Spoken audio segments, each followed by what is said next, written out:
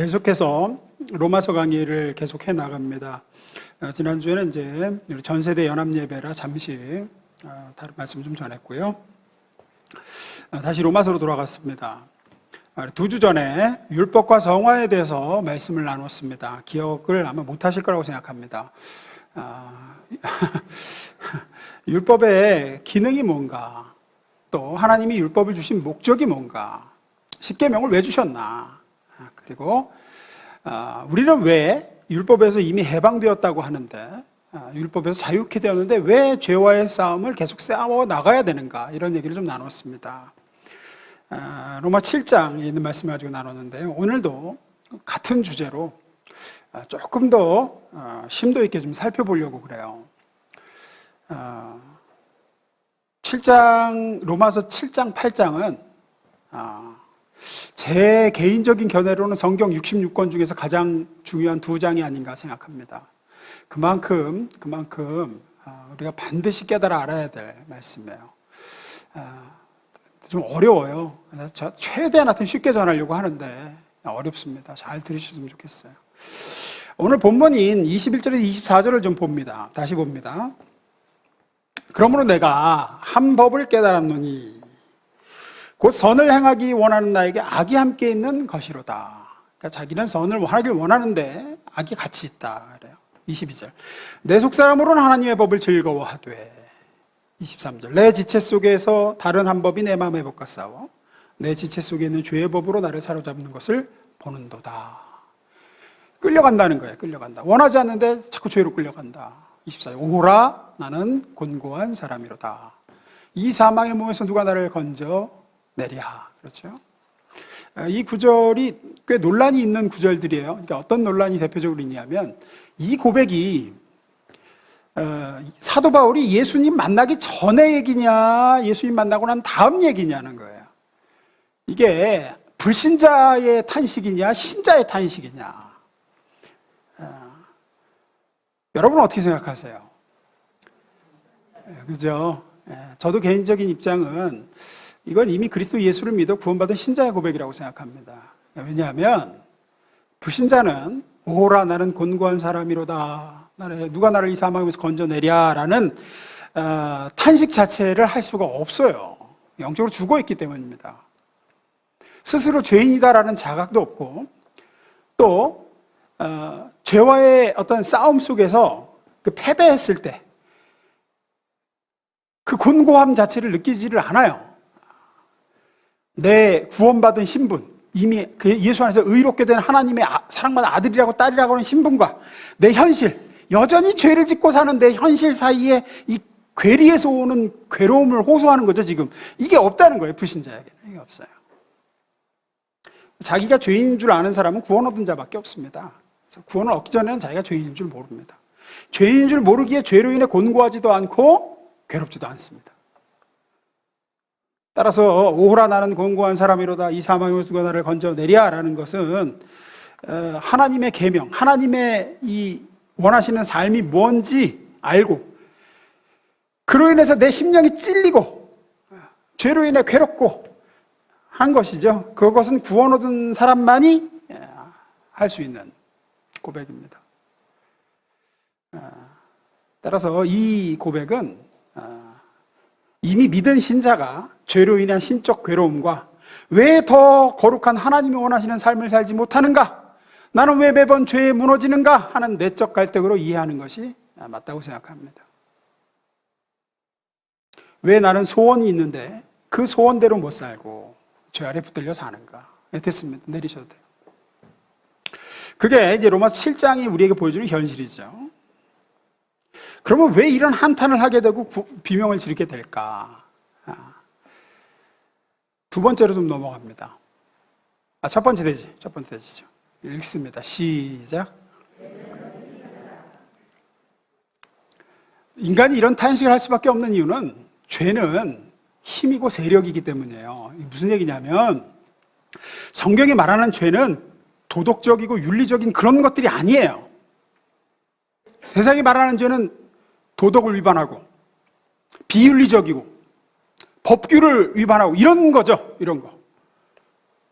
근데 성경은 그런 걸 죄라고 하지 않습니다. 성경이 말하는 죄는 힘이고 하나의 세력이에요. 만약에 죄가 힘이 있는 그런 것이 아니라, 죄가 힘이 아니라 단지 기준이다. 선하고 악한 것인데 이게 윤리적이고 도덕적인 것에서 비윤리적이고 비도덕적인 걸 죄라 그런다라고 하면, 죄가 힘이 없다 그러면 우리는 그냥 율법을 익히기만 하면 돼요. 배우기만 하면 돼요. 아, 이게 선한 거구나, 아, 이게 악한 거구나를 알므로 죄를 극복할 수 있을 겁니다. 근데 우리는 안다고 해서 극복이 안 된다는 말씀을 드렸잖아요. 우리가 지지난주에 나눴듯이 인간은 선한 것인 줄 아는데도 못하고, 선한 것을 악한 것인 줄 아는데도 한다는 거예요. 그게 인간의 처지예요. 몰라서 안 하고 몰라서 저지르는 게 아니에요. 우리도 알잖아요. 사랑이, 용서가 선한 것인 줄 알아요. 그런데 잘 안 돼요. 안 된다고요. 미움이, 누굴 미워하는 거, 또 거짓이, 음란이, 이게 악한 것인 줄 알아요. 그런데도 한다는 거예요, 인간은. 왜냐? 죄는 하나의 힘이고 세력이기 때문입니다. 죄는 그 힘을 가지고 인간을 지배하고 있기 때문이에요. 마치 지구가 중력이라는 힘을 가지고 지구의 대기권 안에 있는 모든 물체를 중력의 지배 아래 두는 것과 똑같습니다. 죄는 그런 힘이에요.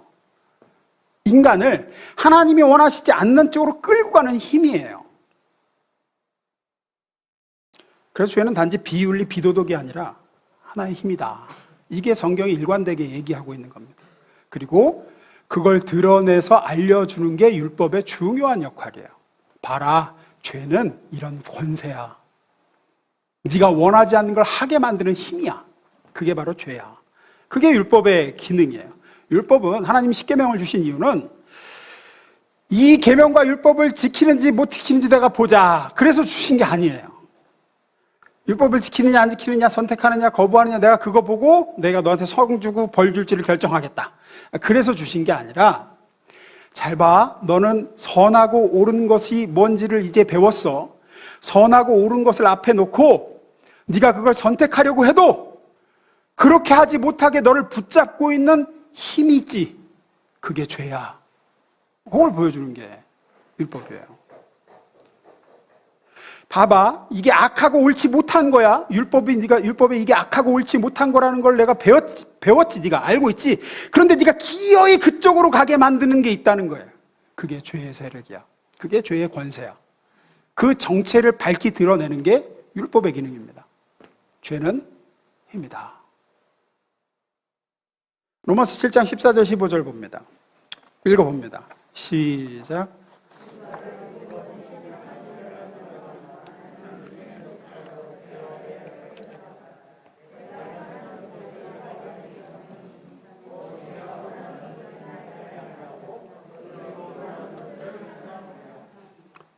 이 구절에도 사도 바울이 얘기하죠. 뭘? 죄는 하나의 힘이고 세력이다라는 거예요. 인간은 그 힘 아래 굴복된 상태입니다. 그것을 폭로시키기 위해서 율법이 주어졌다는 거예요. 죄라는 힘에 눌려서 선하고 옳은 것을 아는데도 그것을 할 수 없는 나, 악하고 틀린 것을 아는데도 그것을 거부할 수 없는 나를 보여주고자 율법이 우리에게 주어졌다. 실천력이나 실행력이 없는 게 아닙니다. 실행력이 있는데 내 실천하고자 하는 그 힘보다 더 큰 힘이 나를 붙잡아서 죄 아래로 끌고 온다는 거예요. 나를 굴복시킨다는 거예요.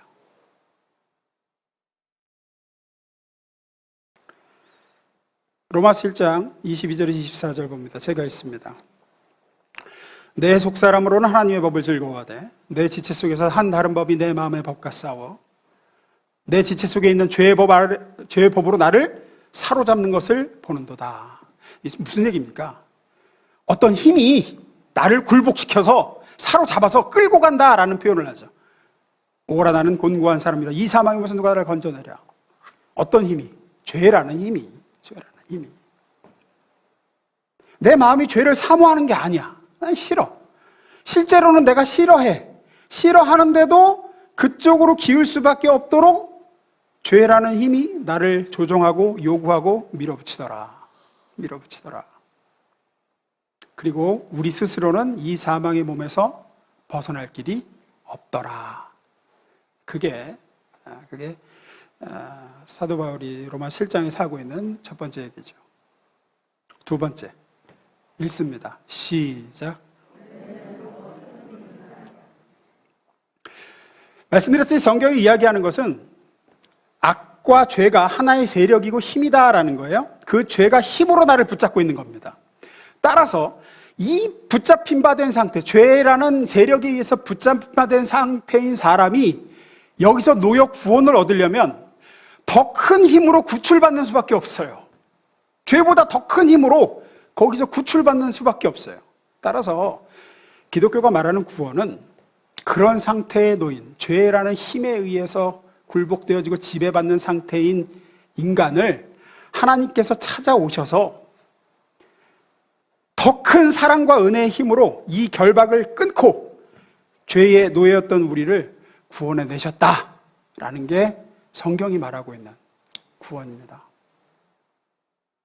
그래서 성경은 여러 번 죄가 하나의 힘이고 세력인 것처럼 하나님의 사랑과 은혜도 힘이고 세력이다. 단 죄의 힘보다는 아득히 더 큰 하나님의 능력이다 얘기하죠. 로마서 1장 16절입니다. 우리 잘 아는 구절이죠. 제가 읽습니다. 내가 복음을 부끄러워하지 아니하노니 이 복음은 모든 믿는 자에게 구원을 주시는 하나님의 뭐가 된대요? 능력이 된다. 능력이란 말은 다른 말로 뭐라 그러죠 우리가? 힘이라고 하죠. 힘이라고. 힘과 능력은 같은 말이죠. 그래서 여기서 능력을 힘으로 바꿔 읽어도 아무런 차이가 없습니다. 내가 복음을 부끄러워하지 아니하노니. 복음이 뭐죠? 십자가에서 하나님이 자기 아들을 죽여 우리를 죄에서 구원하셨다라는 그 은혜, 그 복음은 모든 믿는 자에게 구원을 주시는, 즉 죄의 결박을 끊고 거기서 우리를 탈출시키시는 하나님의 힘이 됨이라. 로마서 5장 21절 우리 공동번역으로 읽어봅니다. 읽습니다. 시작.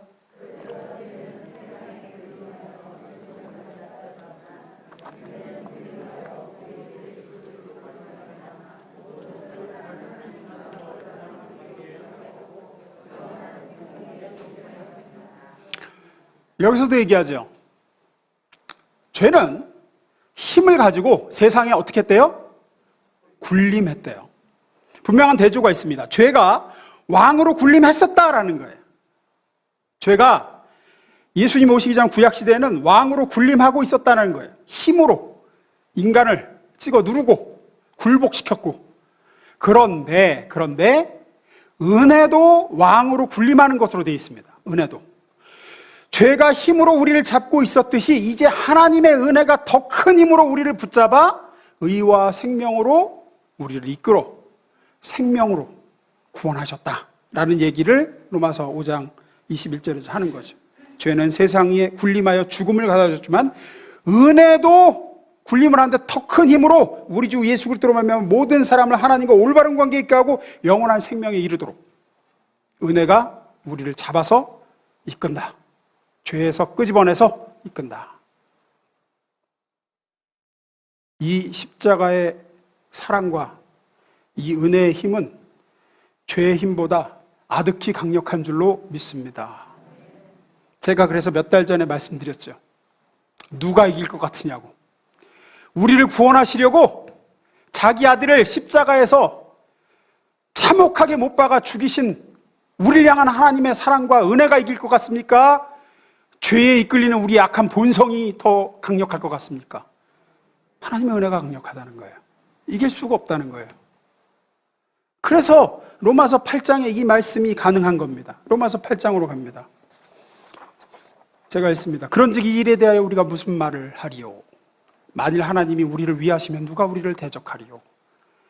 자기 아들을 아끼지 아니하시고 우리 모든 사람을 위하여 내주신 이가 어찌 그 아들과 함께 모든 것을 우리에게 주시지 않겠느냐? 누가 능히 하나님께서 택하신 자들을 고발하리요? 의롭다 하신 이는 하나님이시니 누가 정죄하리요? 죽으실 뿐 아니라 다시 살아나신 이는 그리스도 예수시니 그는 하나님 우편에 계신 자여 우리를 위하여 간구하시는 자니라. 누가 우리를 그리스도의 사랑에서 끊으리요? 환난이나 곤고나 박해나 기근이나 적신이나 위험이나 가리랴. 37절 읽습니다. 시작.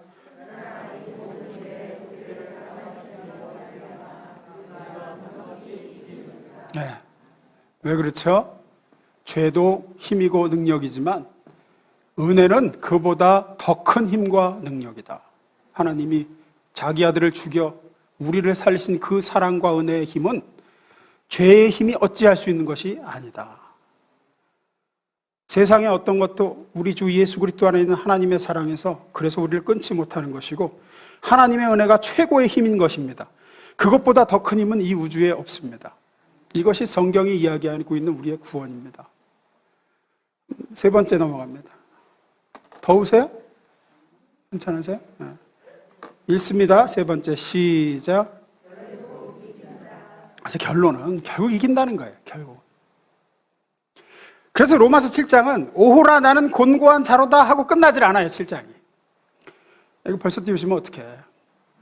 오호라 나는 곤고한 자로다 하고 끝나지를 않는다고요. 뭐라고 끝나요? 이제 띄워주세요. 이제. 오라 나는 곤고한 사람이로다. 이 사망의 몸에서 누가 나를 건져내랴. 그리고 끝나지 않고 그 다음 절에 뭐라고 끝나요? 읽습니다. 시작. 네, 감사로 끝나요. 오라 나는 곤고한 자로다. 이러고 끝났으면 이제 절망인데 사도 바울이 그렇게 7장을 끝내지 않고 우리 주 예수 그리스도로 말미암아 하나님께 감사하리로다. 왜? 하나님이 죄라는 힘보다 훨씬 더 큰 은혜의 힘으로 우리를 그 죄의 결박에서 푸시고 건져내요. 이기셨다라는 거예요. 히브리서로 가봅니다. 히브리서 2장 14절. 14절 15절. 자녀들은 혈과 육에 속하였음에 그 또한 같은 모양으로 혈과 육을 함께 지니시면 죽음을 통하여 죽음의 세력을 잡은 자 곧 마귀를 멸하시며 또 죽기를 무서워함으로 한평생 매여 종노릇하는 모든 자들을 놓아주려 하심이니. 그러죠. 여기 보면 잘 보시면 이제 자녀들은 혈과 육에 속하였으며 그 또한 같은 모양으로 혈과 육을 지니시면 이제 정육신하에 오셨다는 거죠. 오셔서 어떻게 하셨대요? 죽으셨대. 십자가에서 죽음을 통하여 죽음의 세력을 잡은 자 곧 마귀를 멸하시며. 그러죠. 이게 중요한 단어. 멸하셨다. 이 멸하셨다는 게 마귀를 없애버리셨다가 아니라 원어적인 표현에 의하면 꼼짝 못하게 했다라는 뜻입니다. 꼼짝 못하게 했다. 더 이상 설치고 다니지 못하게 결박했다라는 뜻이에요. 영어 성경에는 영어적 표현으로는 put out of action 그럽니다. 못 돌아다니게 꽉 눌렀다. 또 이렇게도 표현해요. 자동차를 이렇게 지게차로 살짝 들어서 바퀴가 지면에서 떠있게 한 거야. 이렇게 지게차로 들어 올렸어. 그러면은 어떻게 되죠? 아무리 악셀을 밟아도 못 움직이죠. 공회전만 하는 거예요. 자동차는 동력을 전달하기 위해서 무조건 바퀴가 지면에 닿아야 됩니다. 그죠? 여기서 멸하셨다라는 표현이 그거예요. 마귀를 하나님께서 그리스도의 십자가 사건으로 꼼짝 못하게 하셨다. 우리가 예수 믿기 전에는 아닙니다. 예수 믿기 전에는 힘과 세력을 가지고 마귀는 죄의 능력으로 우리를 왕같이 군림하고 통치했고 자유롭게 우리 인생을 휘젓고 다니면서 우리에게 명령하고 손대고 시키고 그러면 우리는 멱살 잡혀서 끌려가던 존재였습니다. 그게 구약 시대까지입니다. 그런데 예수님이 오셔서 모든 죄의 권세를 십자가에서 자기 몸으로 다 하나님의 진노를 받아내시고 죄값을 치르심으로 마귀가 더 이상은 그렇게 죄의 권세가 깨져서 활개치고 못 돌아다니게 됐다라는 표현이 이 표현이에요. 쉽게 설명드리면, 내리셔도 돼요. 쉽게 설명드리면 지금은 예전에는 막 활개치고 학교에서 소위 말하는 일진, 애들 괴롭히고 삥 뜯고 이러던 애가 지금은 선생님한테 붙들려가지고 저쪽에서 양동이 들고 벌 쓰고 있는 거예요. 너 거기서 벌 쓰고 있어. 양동이 내려놓으면 죽어 너. 그렇게 하고 있는 거예요. 마귀가 지금. 그리고 최후 심판 때까지 그 상태로 있는 거예요. 벌 쓰고. 꼼짝 못하고 있는데 이걸 모르면 이미 승리하셨고 십자가에서 죄의 권세가 무너졌다라는 것을 모르면 우리는 여전히 예전처럼 마귀 사단에게 죄의 종노릇하고 대항 못하고 그러니까 이게 벌 쓰고 있는 애가 눈을 기면서 너 일로 와봐. 그러면 가는 거야. 글로 가. 안 와? 빨리 와. 지금도 빌빌거리고 가고 벌 서고 있는 애한테 돈 뜯기고 얻어맞고 아직도 유혹을 당하고 그 유혹에 대항하지도 못하고 그냥 죄가 오면은 백기 들고 투항하는 거예요, 그냥. 왜? 하도 많이 당해서, 예전에. 하도 많이 저버릇해서. 예수님이 십자가에서 우리 죄값을 다 치르심으로 실상 사탄은 지금 힘을 못 쓰며 그는 더 이상 우리의 왕으로 군림하지 못합니다, 지금. 우리 왕이 아니에요. 이제는 하나님만이 우리의 왕이시고 성령님이 군림하시는 시대예요. 그럼에도 우리가 아직 옛습성, 예전에 하도 당하던 버릇과 습관이 남아 있어서 마귀에 대해 겁을 먹고 죄의 유혹과 그 버릇에서 쉽게 벗어나질 못하는 거예요. 그래서 알아야 돼요. 지금 내가 어떤 신분이고 어떤 상태이고 마귀는 지금 어떤 처지가 되어 있는지 복음을 통해서 계속 알아야 돼요. 아는 게 중요해요. 겁내지 않아도 된다는 거. 싸워야 된다는 거. 성경이 분명하게 말씀하고 있습니다. 야고보서 4장 7절 중요한 구절입니다. 읽습니다. 시작.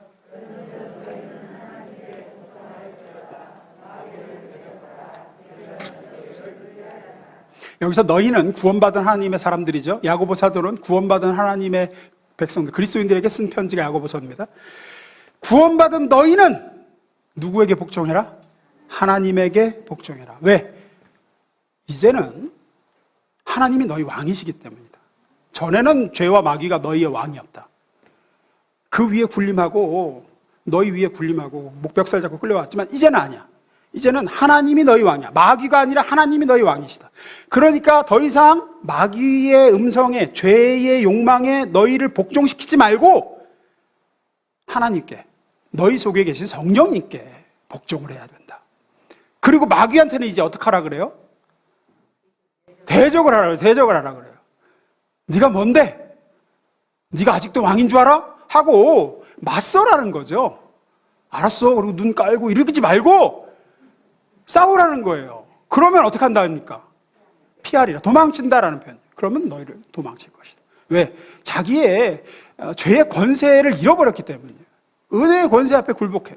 예를 들면 이런 거예요. 제가 생명의 삶 때도 예를 드는 예인데, 예를 들어서 아주 새끼 때, 아주 젖먹이는 새끼일 때 서커스 안에 끌려간 코끼리가 있다고 생각해봅시다. 새끼 코끼리 때 끌려가서 그 서커스 단장한테 하도 학대를 당하고 얻어맞고 새끼 때 채찍에 맞고 그냥 막 굶기고 이리 끌려다 저리 끌려다니고 말 안 들으면 또 맞고 이런 코끼리가 있었어요.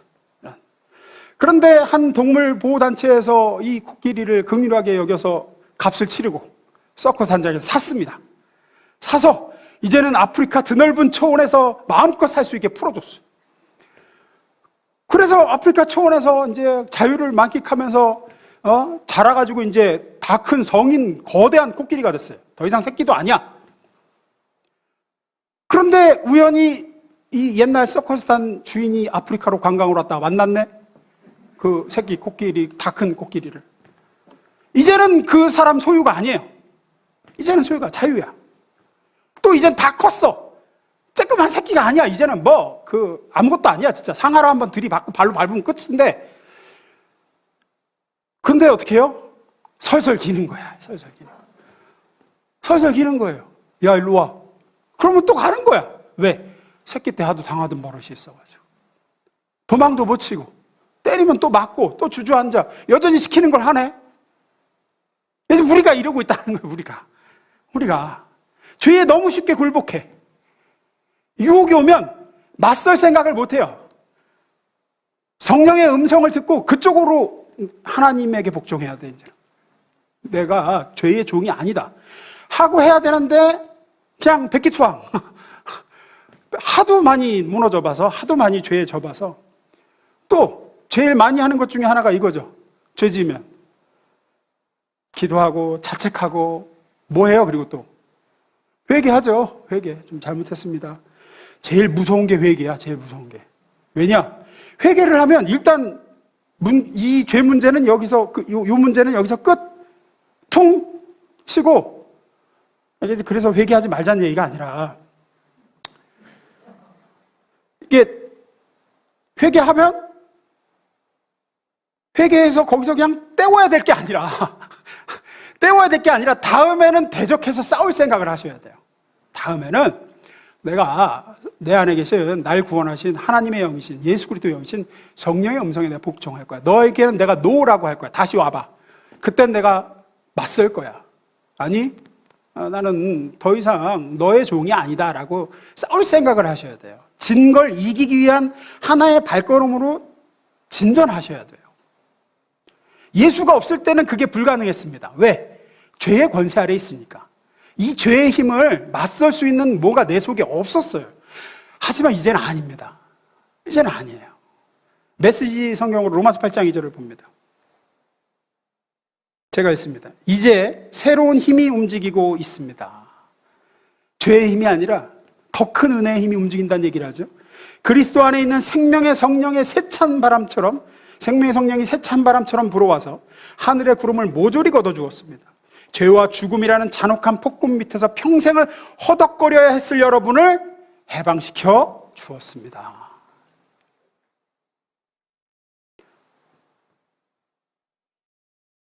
성화는 바로 이것입니다. 나는 이제 더 이상 죄의 명령에 따르지 않겠다. 하나님의 명령에, 성령의 음성을 따르겠다. 너는 더 이상 내 주인이 아니다. 하나님이 자기 아들의 핏값으로 나를 사셨다. 선포하고 하나님께 복종하기로 결정하고 마귀와 죄의 욕망을 대적하면 반드시 꼬리를 내릴 수밖에 없다라는 거죠. 우리는 이 훈련과 싸움을 해 나가야 될 줄로 믿습니다. 물론 그래도 질 때도 많을 겁니다. 우리 안에는 여전히 죄된 육신의 죄된 본성이 살아있고 여전히 연약하고 그래서 또 죄에 무릎 꿇고 하나님의 말씀과 성령의 음성에 복종하기보다는 육신의 욕망에 질 때도 있을 겁니다. 그래서 약침도 되고 면목도 없을 겁니다. 그래도 다시 일어나 또 대적하고 내가 성령을 따라 살겠다.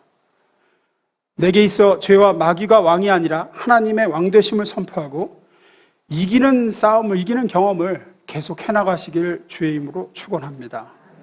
다시 말씀드리지만 결국은 이깁니다. 결국은 이깁니다. 이미 우리 주 예수께서 승리하셨기 때문입니다. 사람들의 인생을 평가할 때 끝이 잘 되면 모든 것이 잘 된 것으로 인정하잖아요. 그죠? 그냥 그 전에 실패를 아무리 많이 했어도 맨 마지막에 성공하고 잘 되면 그 전에 있는 실패도 그 이전에 뭐 여러 가지 사건도 결국은 이 성공을 위한 디딤돌이었다. 이렇게 해석이 되잖아요. 그 인생이. 반대로 끝이 실패하면 어떻습니까?